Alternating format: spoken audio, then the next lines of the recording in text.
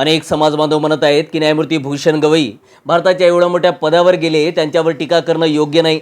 आपणच आपल्या माणसाच्या चुका काढणं योग्य नाही किंवा सुजात आंबेडकर जे बोलले ते चुकीचं आहे. तर तुम्हा सर्वांना सांगतो की न्यायमूर्ती भूषण गवई यांच्याकडे 6 महिन्याचा कार्यकाळ आहे आणि या 6 महिन्यात त्यांच्याकडे सर्वात मोठी संधी आहे सुजात आंबेडकरांना चुकीचं ठरविण्याची, माझ्यासारख्याला चुकीचं ठरविण्याची, समाजासाठी काहीतरी करण्याची. त्यांचे वडील रासू गवई बिहारचे राज्यपाल असून सुद्धा त्यांनी महाबोधी महाविहाराच्या मुक्तीसाठी काहीच केले नाही, समाजासाठी काहीच केले नाही. हा डाग पुसून काढण्याची आणि ती संधी म्हणजे तब्बल 13 वर्षापूर्वी म्हणजेच 2012 मध्ये बनते सुरई ससाई आणि गजेंद्र पानतावणे यांनी ॲडव्होकेट शैलेश नारनवरे यांच्या मार्फत सर्वोच्च न्यायालयामध्ये BT ॲक्ट रद्द करण्यासाठी याचिका दाखल केली होती. मात्र सर्वोच्च न्यायालयाने अजूनही त्यावर निर्णय दिला नाही. BT ॲक्ट अजूनही रद्द झाला नाही आणि महाबोधी महाविहार अजूनही बौद्धांच्या ताब्यात मिळालं नाही. न्यायमूर्ती भूषण गवई, तुम्ही आता भारताच्या न्यायव्यवस्थेच्या सर्वोच्च पदावर बसलेले आहात.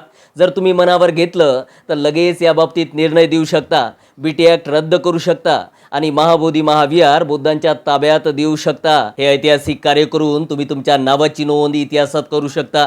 समाज तुमचे कधीच उपकार विसरणार नाही. समाज अक्षरशः तुम्हाला डोक्यावर घेईल.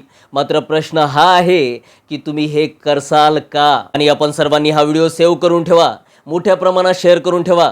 बघू पुढील 6 महिन्यात न्यायमूर्ती भूषण गवई या संधीचं सोनं करतात की नाही.